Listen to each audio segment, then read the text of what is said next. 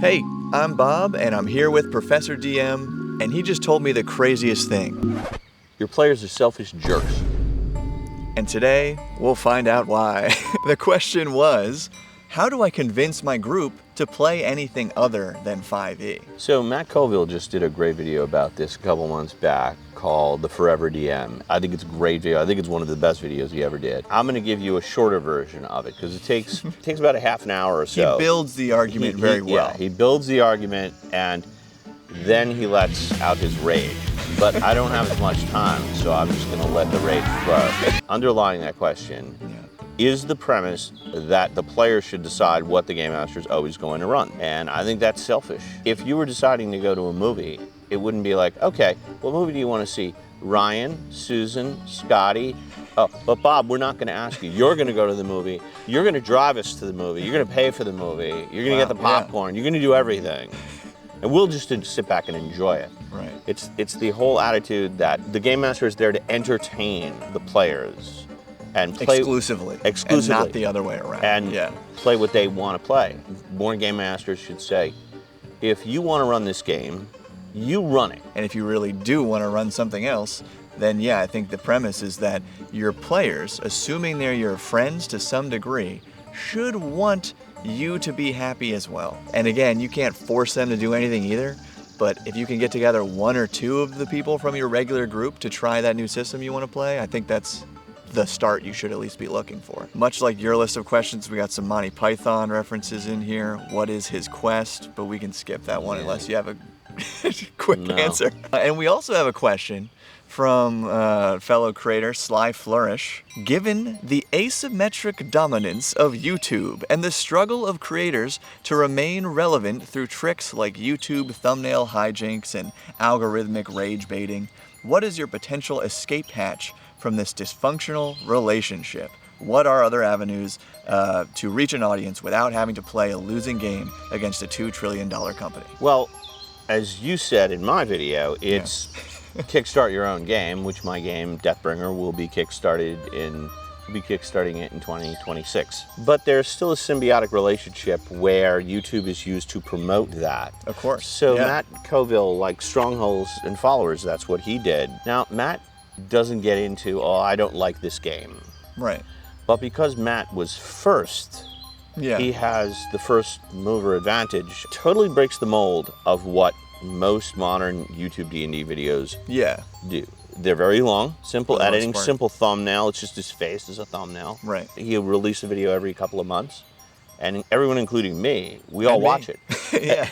So it's because he's already out of this game that Sly Flourish is talking about. And I think actually a funny enough answer here could also be go the Sly Flourish way and you write your own blog for 10 or 15 years. And to me, I don't know if this analogy is going to work. Are you going to leave it in or we could chop it up? That landing page, mine is not just Dungeons and Dragons, although a lot of it is. I like watches. I like sea turtles, financial stuff. So they're all competing, and so only a few videos are going to be selected. So you have to have a video that people click on instantaneously and don't let it wait till later. And I'm reminded of a big shift when I was a kid. MTV came out. Everything was radio, then you had MTV. And the first band to ever do a video on 35mm film was Duran Duran. They had a video called Hungry Like the Wolf. And the criticism of the band at the time was they weren't a real band because they weren't pictured playing their instruments, that they were somehow cheating. But the way to advertise music had changed. Right. And other bands that didn't change with that and refused to make videos, they were left behind. What was your process to make your own TTRPG, and how long did it take to finish, or at least feel like it was complete? It's not finished yet. Right, so we'll have to get back to that one maybe. No, the impetus is that people kept asking me for my house rules. And eventually I wrote them up, and it's going to be really cool. 2026.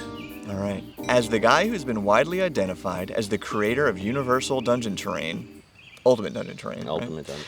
I know Professor DM knows how to make UDT, but how exactly are you supposed to use it? I'd love to see a demonstration, especially using a system such as 5e that relies so heavily on the optional rule of gridded combat. I have tons of videos where I show you how to use it.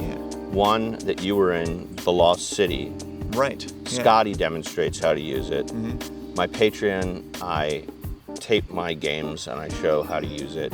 But it's essentially you've got range bands, which is what Daggerheart uses. Yeah. The thing with UDT is you're not using the grid. You're using close, near, far. Right. And with that locus in the middle of like, here's where the action is, and then how far are you from that is the premise. Locus, that's a good word. Yeah.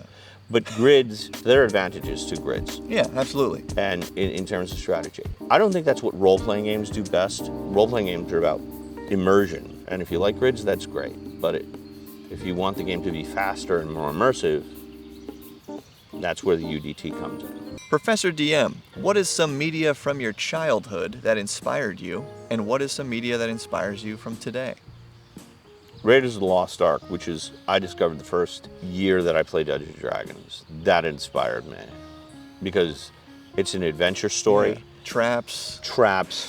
It begins in the middle of the action. Right. Even though game designers talk about cinematic role play, they don't get the basics of cinema, which is of the Lucas Spielberg era of cinema, in medias res. You just begin in the middle of the action. Yeah. And like Indiana Jones is already in the dungeon. I'm thinking of like Jaws, I think is also Spielberg. Yes. Opening scene is like the teens out in the ocean at night and somebody immediately gets eaten. Like, you start in the middle of the action. Yeah. Any modern media that you find particularly inspiring? Say anything from the last like 10 or 15 years. Oh, yeah. So, yeah. James Bond films. Okay. Casino Royale is a great film. A good example is Mission Impossible 3 is a really good one. It's a great opening.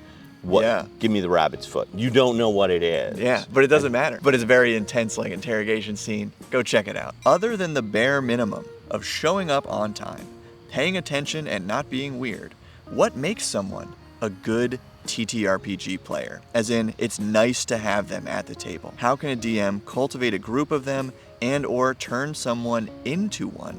Either they are new to the hobby or not, and what kind of game systems or stories can facilitate that? This is a good way to also like bring it all the way back from your players suck to how do we make a good player? It's about understanding as a player that you're not competing with the game master and you're not competing with everyone else for their time. You are collaborating, and it's your job not just to entertain yourself. You want to work with the game master to help them bring their vision, whatever it is, to life. Understanding it's a collaborative process. So if the game master says, our game is going to be set in your courtiers in 15th century Venice, you don't show up with an anti-paladin called Deathbringer. And that you make a character that complements the other characters, and you give every player, you give them opportunities to shine. Find ways to draw them into things you want to do, and you have a little bit of inkling of what their best skills are, so you can, you'd be good at trying this. Just those little moments, I think. Exactly. And instead of the game master saying, what do you want to do? A good player finds that quieter player and says, what do you want to do? And it's about consideration. One of the big mistakes game masters make is finding people who know role-playing games. Okay. As opposed to finding polite people, because they can always be taught to play a role-playing game. And if someone's not working out in your group, you don't have to play with them. Yeah.